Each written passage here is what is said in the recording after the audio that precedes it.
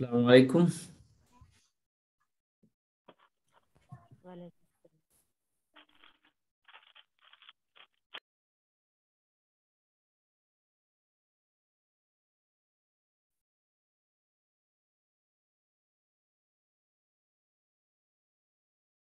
जी अस्सलाम वालेकुम कनीज ज़ैनब, खैरियत से हैं आप? जी वालेकुम अस्सलाम, ठीक है जी अल्लाह का अल्हम्दुलिल्लाह। फजल। और आप और तमाम बहनें सब खैरियत से हैं? अस्सलाम वालेकुम हाजी साहब। वालेकुम अस्सलाम। जी अल्लाह का शुक्र है। माशाअल्लाह। इंशा रोल नंबर 48। आप नई ज्वाइन हुए हैं आप? अच्छा, तो क्लास स्टार्ट कर दी जाए या कुछ पूछ लिया जाए? अगर पूछा जाएगा तो हो सकता है कनीज ज़ैनब ये कहेंगी कि अब तक शायद वो वीडियो लोड नहीं की, या सुन ली वीडियो? वीडियो सुन लिए हैं। अच्छा माशाअल्लाह, तो आज तो बता देंगे आप ना। तो बताइए, हदीस की तारीफ बताइए, हदीस की हदीस डेफिनेशन। की हदीस दो चीज के मजमूए के नाम को हदीस कहते हैं, जी, संत और दूसरा मतन। मतन। सनद हदीस किसे कहते हैं? हदीस का एक हिस्सा सनद कहलाता है और दूसरा हिस्सा मदन कहलाता है, जी, मतन कहलाता है। सनद कौन सा हिस्सा कहलाता है? सनद कोई और बताएं, अनुषा इरम बताएं। मुफ्ती साहब, जी, सनद जिस पर इत्माद किया जाए उसे सनद कहा जाता है। माशाअल्लाह। जी जी। और गुलिस्ता शेख बताएं।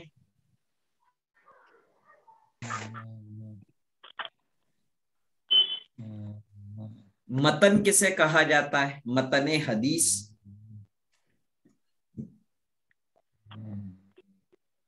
गुलसबा बताएं, गुलसबा खातून। मतन मैं वह बताऊं कलमा। मतन? जी जी, आप बताइए। जी, जहाँ प्यारे आका सनद का सल्लल्लाहु सिलसिला अलैहि खत्म हो जाता वसल्लम है की उसे जुबान मतन से। कहते हैं। नबी करीम सल्लल्लाहु अलैहि वसल्लम के अल्फाज को हदीस मतन कहते हैं। माशाअल्लाह माशाअल्लाह। अच्छा ये बताइए, आफरीन बताएं, सनद सनद इस उम्मत की खुसूसियत में से है या दूसरी उम्मतों को भी ये खुसूसियत हासिल थी कि उनके यहाँ पर नहीं की हजरत, तारीफ? जी, नहीं, हमारे नबी करीम सल्लल्लाहु अलैहि वसल्लम की उम्मत ही है, दूसरे उम्मतों में नहीं है। दूसरे उम्मतों में आसमानी किताबों पे जरे गम गए और बदला बदला दिया जाए। अच्छा माशाअल्लाह। सनद दीन का एक हिस्सा है। अच्छा, तस्नीम फातिमा बहन, आप बताइए कि हदीस की तारीफ बताइए, हदीस किसे कहते? अस्सलाम वालेकुम। वालेकुम अस्सलाम।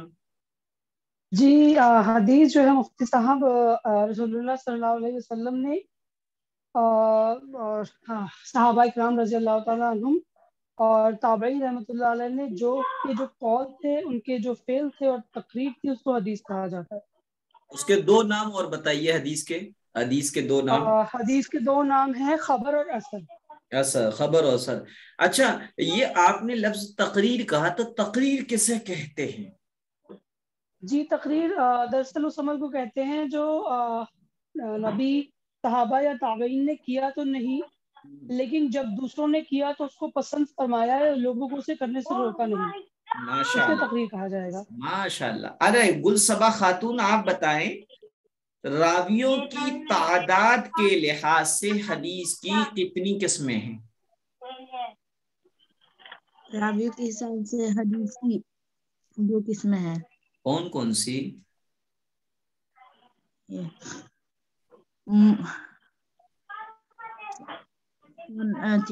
मुतवद्दिर और वाहिद। आफरीन, आप बताइएगा। अस्सलाम वालेकुम मुफ्ती। वालेकुम अस्सलाम, आप बताइएगा। रावियों की हम एक्चुअली तादाद के लिहाज से हदीस की कितनी किस्में और कौन कौन सी? मुफ्ती साहब हम क्लास नहीं कर पाए थे और रिकॉर्डेड वीडियो भी नहीं सुन पाए थे, घर पे अच्छा कुछ ये था। अच्छा अच्छा नेक्स्ट क्लास में सारी वीडियो अनुशैरम बताएं। चलिए कनीज ज़ैनब ही बता दें। मुफ्ती साहब मैं बता दूं। अच्छा बताइए बताइए। रावियम के तादाद के एतबार से हदीस से दो किस्म के हैं। एक हदीस मुतवासिर या खबर मुतवातिर और हदीस वाहिद और खबर वाहिद। हदीस मुतवासिर जिनको कहते हैं जिनको नकल करने वाले और बयान करने वाले, रिवायत करने वाले हर जमाने में कितनी ज्यादा तादाद भी हो, उनके उल्मा उनकी जमात पूरा झूठ पर होना नामुमकिन है, उनको हदीस मुतवातिर कहते हैं। माशाअल्लाह। और हदीस वाहिद जिनको नकिल करने वाले, बयान करने वाले, रिवायत करने वाले हदीस मुतवातिर से जरा कम होते हैं, उनको हदीस वाहिद कहते हैं। अच्छा अनुशैरम बताएं, हदीस वाहिद की कितनी किस्में हैं?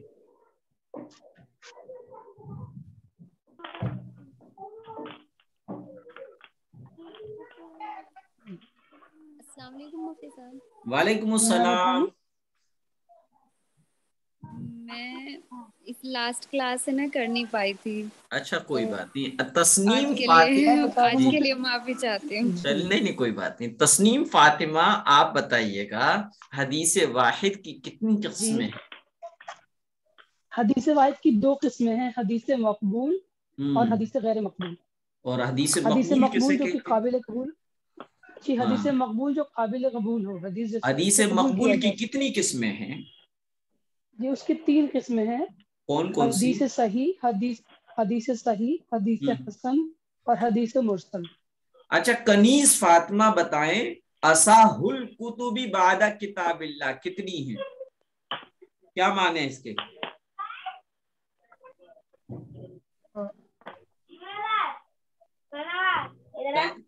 तस्नीम फातिमा आप बताएं असाहुल कुतुबी बादा किताबिल्लाह क्या माने? अल्लाह की किताब के बाद सबसे ज्यादा काबिल कबूल किताब जो है वो बुखारी शरीफ है।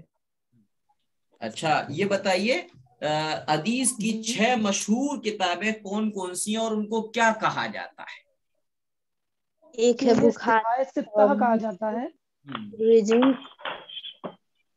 और सिहाय सित्ता कहा जाता है उन्हें। माशाअल्लाह।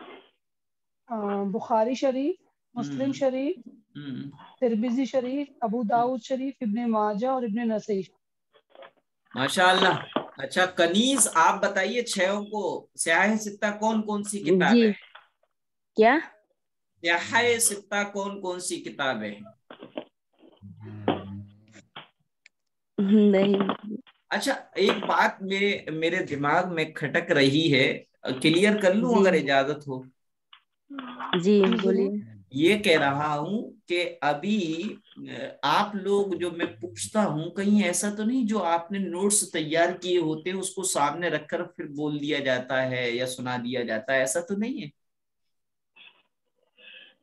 जी कुछ चीजों में तो होता हजरत है। हमें पल्ले हजरत कल से कल आज पल्ले हजरत बायहाट करे। अच्छा भी माशाअल्लाह माशाअल्लाह, बड़ी खुशी हुई है आप हजरात ने नोट्स लिख लेकर बायहाट करे हजरत हमें।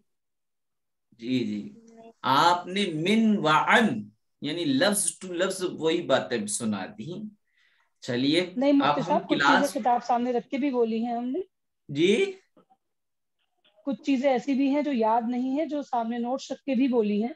हाँ नहीं जी जी ये तो अमानत और दयानत है तस्नीम फातिमा आपकी कि आपने बताया, लेकिन ये है मेरी रिक्वेस्ट ये है कि वो कोशिश ये करें कि जबानी इस्तेहजार हो जाए। उससे दो फायदे होंगे। एक फायदा तो ये होगा कि हम अल्फाज की अदायगी और अल्फाज के जखीरे के साथ बयान पर कुदरत हासिल हो जाएगी। इस तरीके से जो सबक पढ़ाया जाता है उसको याद किया जाए और फिर सुनाया जाए तो ऑटोमेटिकली अल्लाह की बहुत बड़ी नेमत जो बयान है वो भी हमें आ जाएगा।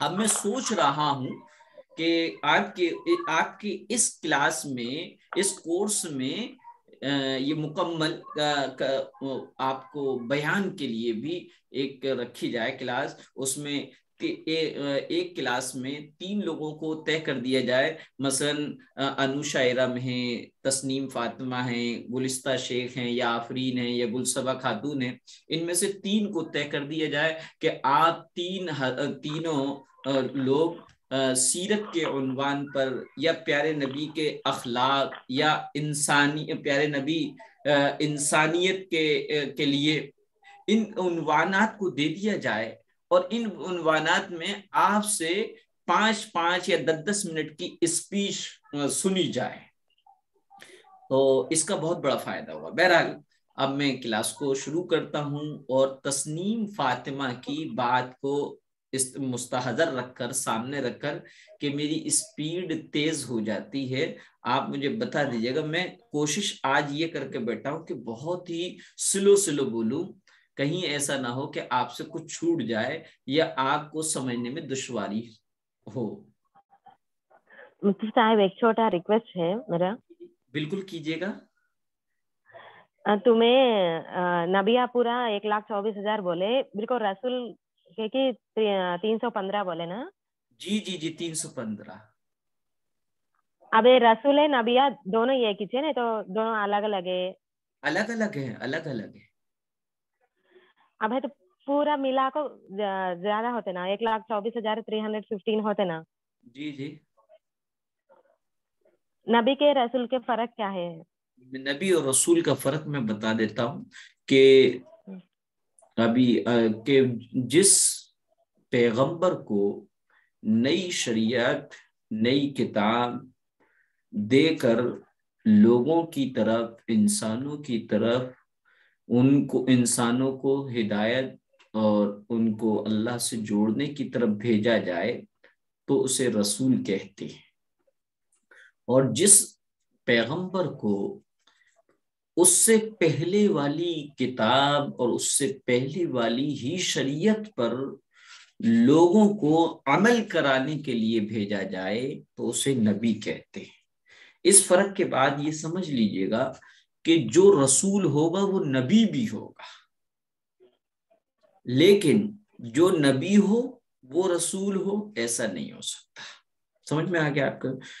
رسول خاص ہے اور نبی عام ہے۔ آ گئی آپ کے سمجھ میں؟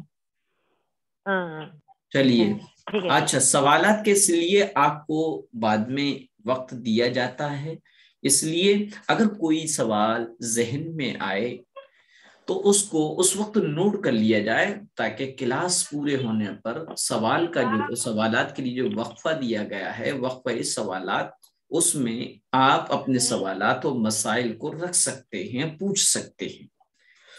چلیے، میں آپ کو یہ بتا رہا تھا کہ حدیث مقبول کی 3 قسمیں ہیں۔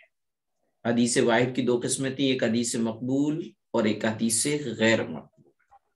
حدیث مقبول کہتے ہیں وہ حدیث جو قابل قبول ہو۔ پھر حدیث مقبول کی 3 قسمیں تھیں، حدیث صحیح، نمبر 2 حدیث حسن، اور نمبر 3 حدیث مرسل، جو کہ آپ کو اب تک معلوم تھی۔ اب ہم حدیث مقبول کی 3 قسموں کی میں سے ہر ایک کی علیحدہ علیحدہ تعریفات آپ کے سامنے کرتے ہیں۔ حدیث صحیح وہ حدیث ہے جس کے تمام راوی، جس کو بیان کرنے والے راوی عادل ہوں، انصاف والے ہوں، امانت و دیانت والے ہوں، اچھے حافظے کے مالک ہوں، یعنی ان کی قوت حافظہ، یعنی یاد رکھنے کی جو کیفیت ہے، جو طاقت ہے، جسے قوت حافظہ کہتے ہیں، تو اچھے حافظے والے ہوں، اور ان کی روایت ان سے زیادہ ثقہ راویوں کے مخالف نہ ہو۔ ثقہ کہتے ہیں جن پر اعتماد کیا ہو۔ علماء حدیث نے جن راویوں پر اعتماد کیا ہو ان کو ثقہ راوی کہتے ہیں۔ تو حدیث صحیح کی تعریف یہ ہوئی کہ حدیث صحیح وہ حدیث ہے جس کے تمام راوی عادل ہوں، اچھے حافظے والے ہوں، اور ان کی روایت کی ہوئی حدیث ان سے زیادہ ثقہ راویوں کے مخالف نہ ہو. سمجھ میں آ گیا؟ جیسے کہ مان کے چلیے، اس کو دنیاوی مثال کے ذریعے سے سمجھا رہا ہوں، صرف مثالی تعلق ہے بس آپ کو سمجھانے کے لیے. جیسے کہ کسی نے یہ کہا آج سردی بہت ہے، اس کو بیان کرنے والے 2-4 لوگ تھے، اور یہ 2-4 لوگ بہت بے ڈھنگی بات نہیں کرتے، یعنی وہی بات کہتے جو ہوتی ہے، اور ان کا حافظہ بھی صحیح ہے اور ان کی قوت حس اور کیچنگ پاور بھی بہت اچھی ہے. تو ان 2 لوگوں نے کیا بات کہی کہ آج سردی بہت ہے، اور ان سے زیادہ احساس مند جو لوگ ہیں، مثلا موسم وبھاگ ہے، اس نے بھی کہا کہ آج سردی کا ٹیمپریچر بہت ہے. تو گویا کہ ان جو لوگوں نے کہا ہے، 2-3 لوگوں نے کہ کیا ہے آج سردی بہت ہے، تو ان سے اوپر کے ثقہ اور مضبوط کون لوگ ہیں؟ موسم وبھاگ. انہوں نے اس کے مخالف نہیں ہے ان کی بات، بلکہ اس کے موافق بات ہے. جب اتنی مثال سمجھ گئے تو حدیث صحیح کیا ہوئی؟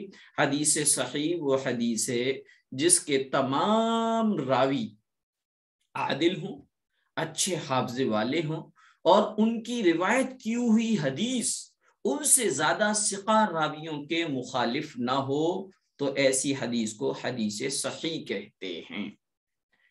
حدیث حسن وہ حدیث ہے جس کے تمام راوی حدیث صحیح کی طرح ہوں. یعنی حدیث حسن وہ حدیث ہے جس کے تمام راوی حدیث صحیح کے راوی کی طرح ہوں، یعنی عادل بھی ہوں، اچھے حافظے والے ہوں، لیکن ان کا حافظہ یعنی حدیث حسن کو روایت کرنے والے راویوں کا حافظہ حدیث صحیح کے روایت کرنے والے راویوں کے مقابلے میں کمزور، نسبتاً کمزور. یعنی کہ حدیث صحیح کے راوی عادل بھی ہوں گے اور ان کا قوت حافظہ بہت زیادہ اسٹرانگ اور طاقتور ہوگا. حدیث حسن کے راوی بھی عادل ہوں گے، اچھے حافظے والے ہوں گے، لیکن ان کا حافظہ اتنا اسٹرانگ نہیں ہوگا جتنا اسٹرانگ قوت حافظہ یعنی بات کو یاد رکھنے کی طاقت اور جو مادہ ہے وہ حدیث صحیح کے راویوں کے مقابلے میں کچھ کم ہو، تو اس کو حدیث حسن کہتے. یہ قسمیں جو چل رہی ہیں نا وہ راویوں کی تعداد کے اعتبار سے چل رہی ہیں. راویوں کی تعداد کے اعتبار سے حدیث کی 2 قسمیں تھیں، پھر اس میں سے اس کی قسمیں، یہ تو اس لیے راویوں کے بحث اور حدیث حسن حدیث صحیح میں اور ان کی تعریف میں راویوں کے سلسلے کی بات ہو رہی ہے. تو حدیث تیسری قسم، حدیث مقبول کی تیسری قسم حدیث مرسل. وہ حدیث ہے، یہ وہ حدیث ہے جس کو صحابی، تابعی یا تبع تابعی کسی واسطے سے اور آگے حدیث کو نقل کرتے وقت اس واسطے کا ذکر نہ کرے، بلکہ یوں کہے کہ رسول اللہ صلی اللہ علیہ وسلم نے فرمایا ہے. یعنی حدیث مرسل یہ وہ حدیث ہے جس کو صحابی یا تابعی یا تبع تابعی کسی واسطے سے سنے، لیکن آگے حدیث کو بیان کرتے وقت جو ہے اس واسطے کو، جس واسطے کے ذریعے سے یہ حدیث اس تک پہنچی ہے، اس واسطے کو، اس حدیث کو نقل کرتے وقت بیان نہ کرے، بلکہ ڈائریکٹ یوں کہے کہ رسول اللہ صلی اللہ علیہ وسلم نے فرمایا ہے. جیسے مثال کے طور پہ عبداللہ ابن عمر ایک صحابی ہیں، انہوں نے ایک حدیث اپنے والد حضرت عمر رضی اللہ تعالی عنہ سے سنی، اور حضرت عمر رضی اللہ تعالی عنہ نے وہ حدیث رسول اللہ صلی اللہ علیہ وسلم سے سنی. اب حضرت عبداللہ ابن عمر حدیث بیان کرتے ہوئے یہ کہیں کہ رسول اللہ صلی اللہ علیہ وسلم نے فرمایا ہے تو یہ حدیث حدیث مرسل ہے، کیونکہ انہوں نے واسطے کا ذکر نہیں فرمایا بلکہ یہ کہا کہ رسول اللہ صلی اللہ علیہ وسلم نے فرمایا ہے۔ تو یہ حدیث مقبول کی 3 قسمیں تھیں، حدیث صحیح، حدیث حسن اور حدیث مرسل۔ ان تینوں کی تعریفات آپ کے سامنے آئی۔ اب ہم لیتے ہیں حدیث غیر مقبول۔ یہ وہ حدیث ہے جو ناقابل قبول ہو، جس کو ریجیکٹ کر دیا ہو علماء حدیث محدثین نے، تو اس حدیث کو حدیث غیر مقبول کہتے ہیں۔ اس کی بھی 2 قسمیں ہیں، ایک حدیث موضوع، دوسری حدیث ضعیف۔ حدیث موضوع یہ وہ حدیث ہے جو کسی نے اپنی طرف سے گھڑ کر اس کی نسبت حضور پاک صلی اللہ علیہ وسلم کی طرف کر دی ہو، جیسے کہ واٹس ایپ پہ، فیس بک پہ یہ حدیث چلتی ہے کہ جس نے رمضان المبارک، رسول اللہ صلی اللہ علیہ وسلم نے فرمایا ہے، جس نے رمضان المبارک کی سب سے پہلے خوشخبری دی اس کے اوپر دوزخ کی آگ حرام ہے اور جنت واجب ہو جاتی ہے۔ اسی طریقے سے ربیع الاول کے بارے میں جب مہینہ آتا ہے تو یہ حدیث گردش کرنے لگتی ہے کہ جس نے ربیع الاول کے مہینے کی مبارک بادی دی اس پر کیا ہے، جنت واجب ہو جاتی ہے، دوزخ حرام ہو جاتی ہے۔ اس طرح کی حدیث کو جو من گھڑت بنا لی جائے۔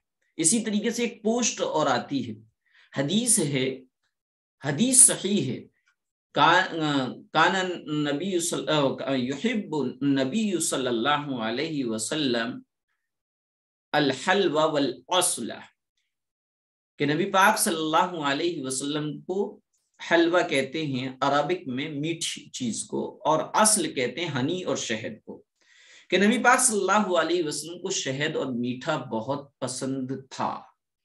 اب اس میں خیانت یہ کری کہ ایک پوسٹ لی، اس میں شب برات کے حلوے کی چکتیاں بنائیں اور حدیث لکھی، اور حدیث لکھنے کے بعد بہت ہی مطلب کہ چالاکی کے ساتھ حدیث کا ترجمہ لکھا، اور ترجمہ کرتے وقت جو ہے حلوے کا ترجمہ نہیں کرا بلکہ حلوے کا لفظ سیم ایسی ہی لکھ دیا اور لکھا کان نبی صلی اللہ علیہ وسلم یحب الحلوہ والعسل، کہ دیکھو اللہ کا ترجمہ ہے نبی پاک صلی اللہ علیہ وسلم حلوہ اور شہد پسند کرتے تھے۔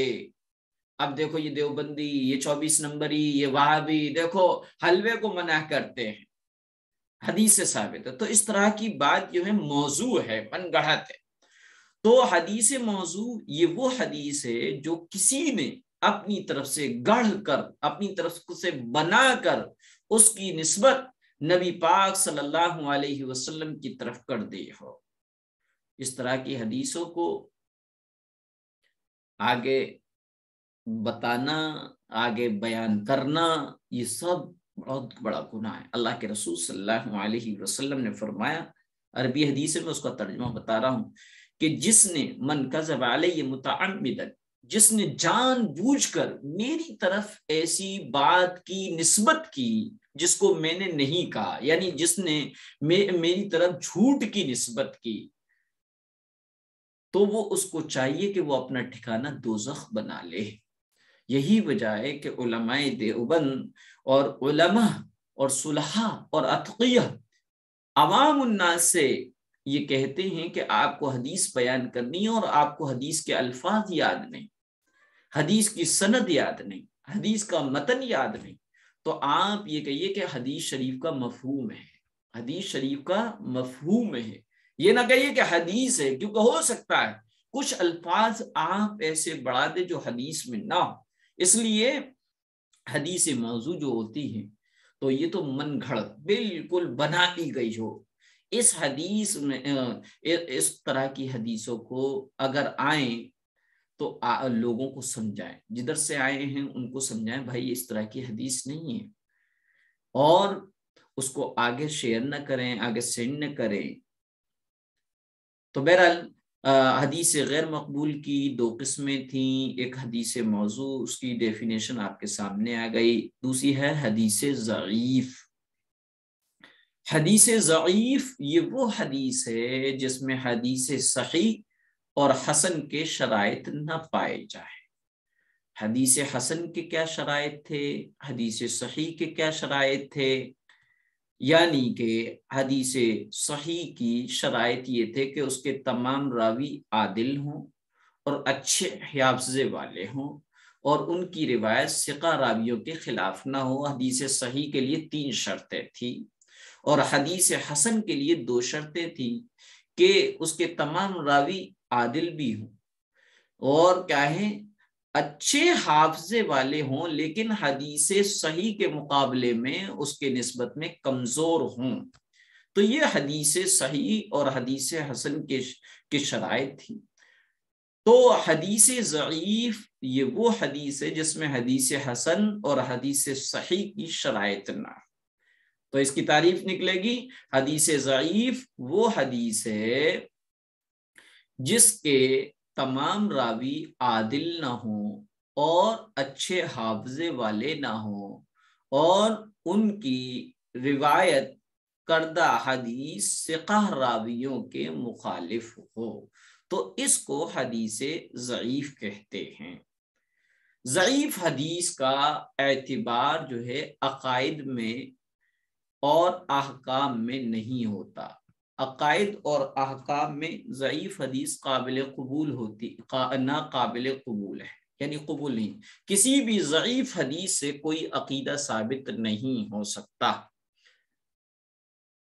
کسی بھی ضعیف حدیث سے کوئی حکم شرعی ثابت نہیں ہو سکتا۔ البتہ قصوں میں اور اسی طریقے سے واقعات میں اور فضائل میں ضعیف حدیث کو قبول کر لیا جاتا اور ضعیف حدیث کا اعتبار بھی ہوتا ہے۔ جیسے فضائل اعمال میں بعض لوگ یہ کہتے ہو یہ فضائل اعمال اس میں ضعیف حدیثیں ہیں، تو اس کا جواب بھائی ہم کہیں گے فضائل اعمال کائی کی کتاب ہے، فضائل کی کتاب ہے، اور فضائل کی کتاب میں فضائل میں ضعیف حدیث کا اعتبار ہو جاتا ہے، وہ قابل قبول ہوتی ہے۔ فضائل میں، قصص و واقعات میں، کیوں؟ اس لیے کہ فضائل سے اور قصوں سے اور واقعوں سے ایک مطلب کہ شوق پیدا ہوتا ہے، اس لیے ضعیف حدیث احکام اس میں، قصوں میں، کہانیوں میں اور فضائل میں قابل قبول ہوتی ہے۔ اور اگر حدیث ضعیف جو ہے عقائد و احکام میں تو قابل قبول نہیں ہوتی ہیں، البتہ قصے اور حکایات اور فضائل میں یہ قابل قبول ہوتی ہے۔ بہرحال یہ حدیث غیر مقبول کی 2 قسمیں تھیں، ایک حدیث ایک وہ حدیث جو قابل قبول ہو اور ایک وہ حدیث جو ناقابل قبول ہو۔ تو حدیث غیر مقبول جس کے معنی ہیں وہ حدیث جو ناقابل قبول ہو، اس کی 2 قسمیں، حدیث موضوع اور حدیث ضعیف۔ اور جو حدیث مقبول تھی اس کی 3 قسمیں تھیں، حدیث صحیح، حدیث حسن اور حدیث مرسل۔ یہ آپ نے سمجھ لیا، تو اب آگے چلتے ہیں۔ سنت کسے کہتے ہیں؟ یہ حدیث کے بارے میں تھا، اور ایک اب ہے سنت کے لغوی اور ڈکشنری معنی۔ لغت میں اور ڈکشنری میں سنت طریقے زندگی اور دستور اور راستے کو کہتے ہیں، راستے کو، طریقے کو، دستور کو، زندگی کے طریقے کو سنت کہتے ہیں۔ اصطلاح شریعت میں حضور صلی اللہ علیہ وسلم کے قابل اتباع قول، فعل اور تقریر کو سنت کہتے ہیں۔ بہت اچھی طریقے سے سنت کی اصطلاحی تعریف سمجھ لی جائے، اور اس میں ایک لفظ میں بول رہا ہوں، اس سے حدیث اور سنت کے درمیان فرق واضح ہوگا۔ تو اصطلاح شریعت یعنی شریعت میں سنت کہتے ہیں حضور صلی اللہ علیہ وسلم کے قابل اتباع فرمان اور قول اور فعل اور تقریر کو سنت کہتے ہیں۔ صحابہ کرام رضی اللہ تعالی عنہم خصوصاً خلفائے راشدین یعنی حضرت ابو بکر، عمر، عثمان، علی رضی اللہ عنہم، ان کو خلفائے راشدین کہتے ہیں۔ صحابہ اکرام اور خاص طور پہ خلفائے راشدین کے افعال بھی سنت کی حیثیت رکھتے ہیں، اس لیے کہ رسول اللہ صلی اللہ علیہ وسلم نے اپنی سنت کی طرح ان کی سنت پر بھی عمل کرنے کا حکم دیا ہے۔ کہا ہے علیکم بسنتی وسنت خلفاء الراشدین، کہ تم پر میری سنت اور خلفائے راشدین کی سنت پر عمل کرنا لازمی اور ضروری ہے۔ حضرت ارباز بن ساریہ رضی اللہ تعالیٰ عنہ فرماتے ہیں کہ ایک مرتبہ حضور صلی اللہ علیہ وسلم نے ہمیں جو ہے نماز پڑھائی اور پھر ہماری طرف متوجہ ہوئے، چنانچہ فجر میں اور عصر میں جو مردوں کی جماعت ہوتی ہے تو چونکہ فجر کی نماز اور عصر کی نماز کے بعد سنتیں نہیں ہوتی تو امام جو ہے اپنے رخ مقتدیوں کی طرف، نمازیوں کی طرف کر لیتا اور پیٹھ جو ہے قبلے کی طرف ہوتی ہے۔ تو حضور صلی اللہ علیہ وسلم نے، ارباد بن ساریہ فرماتے ہیں کہ اللہ کے رسول صلی اللہ علیہ وسلم نے نماز پڑھائی اور پھر ہماری طرف متوجہ ہوئے، اور آپ صلی اللہ علیہ وسلم نے ایسا عمدہ وعظ اور خطبہ فرمایا جس سے آنکھیں بہنے لگی، جس سے ارباد بن ساریہ کہہ رہے ہیں جس سے ہماری آنکھیں بہنے لگی، یعنی ہم رونے لگے، دل کانپنے لگے۔ ایک شخص نے عرض کیا یا رسول اللہ، یہ تو جانے والے اور الوداع کہنے والے کی نصیحت معلوم ہوتی، یعنی آپ نے اس خطبے میں اپنے دنیا سے جانے کے کا ذکر فرمایا اور بہت ساری باتوں کی نصیحت اور وصیت کی۔ تو ایک صحابی رسول نے فرمایا یا رسول اللہ، یہ تو جانے والے اور الوداع کہنے والے کی نصیحت معلوم ہوتی ہے، تو آپ ہمیں کچھ وصیت فرما دیں، آپ مزید کچھ ایسی باتیں نصیحت اور وصیت کے طور پہ فرما دیں۔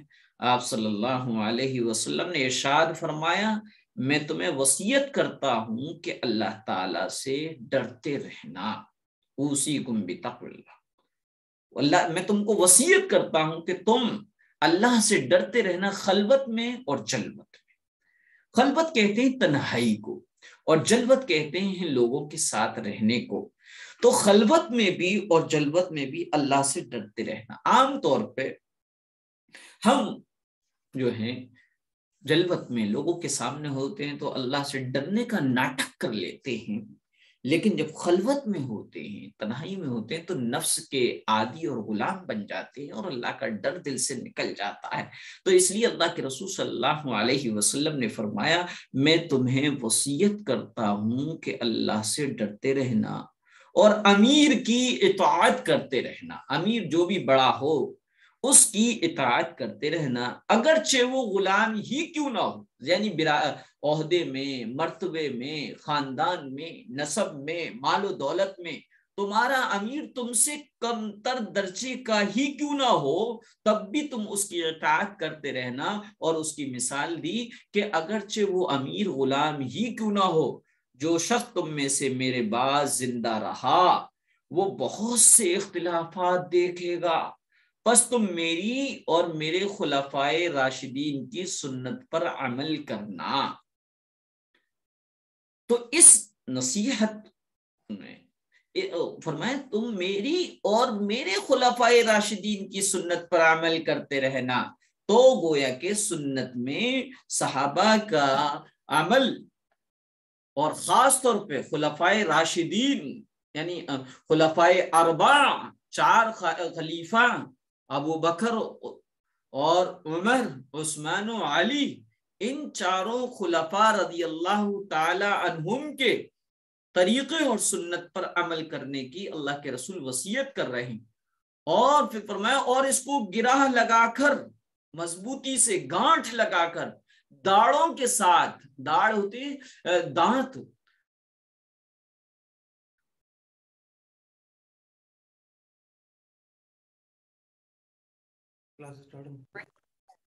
جی تو میں یہ کہہ رہا تھا کہ اللہ کے رسول صلی اللہ علیہ وسلم نے فرمایا اس کو گرہ لگا کر داڑوں کے ساتھ مضبوطی سے پکڑ کر رکھنا اور دین میں نئی پیدا ہونے والی چیزوں سے بچنا، اس لیے کہ دین میں ہر نئی پیدا ہونے والی چیز بدعت ہے اور ہر بدعت گمراہی ہے۔ یہ میں نے حدیث کا ترجمہ کیا ہے، سنن ابی داؤد میں یہ حدیث ہے جس کو ارباز بن ساریہ رضی اللہ تعالیٰ عنہ روایت کر رہے ہیں۔ تو اس حدیث سے، اتنی بڑی لمبی حدیث سے صرف یہ ثابت کرنا مقصد تھا کہ سنت شریعت میں حضور صلی اللہ علیہ وسلم کے قابل اتباع قول، فعل اور تقریر کو سنت کہتے ہیں، اور صحابہ اکرام اور خصوصاً خلفائے راشدین کے افعال بھی سنت کی حیثیت رکھتے ہیں۔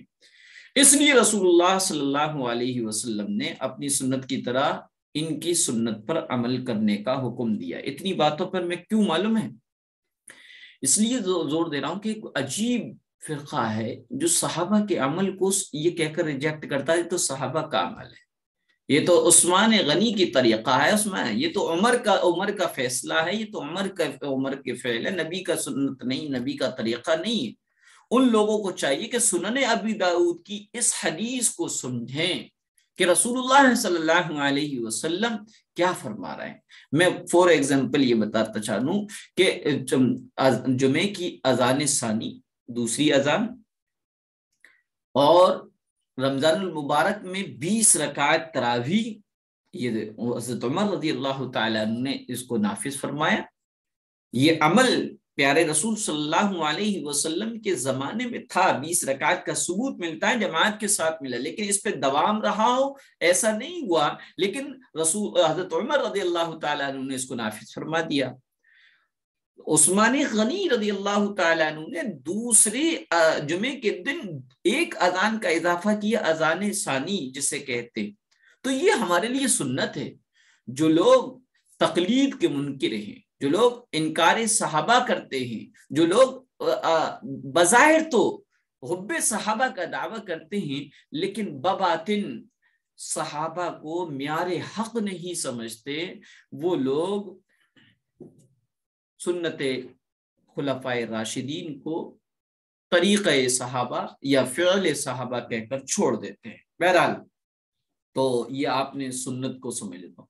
تو اب آئیے، ہر سنت حدیث ہے، ہر سنت حدیث ہوگی کیونکہ پیارے آقا نے اس کو فرمایا، تو ہر سنت حدیث ہے، مگر ہر حدیث سنت نہیں۔ کیوں؟ کیونکہ میں نے سنت کی تعریف میں بتاتا اللہ کے رسول صلی اللہ علیہ وسلم کے قابل اتباع قول، فعل اور تقریر کو سنت کہتے ہیں، اور حدیث اللہ کے رسول صلی اللہ علیہ وسلم کے قول، فعل اور تقریر کو کہتے ہیں۔ تو آپ نے یہ سمجھ لیا، تو اب سمجھیے گا ہر سنت حدیث ہے لیکن ہر حدیث سنت نہیں ہے۔ کیوں؟ کیونکہ پیارے آقا نے 11 شادیاں کری، یہ اللہ پیارے آقا نے اس کے بارے میں فرمایا، میں نے 11 شادیاں کری۔ اسی طریقے سے پیارے آقا نے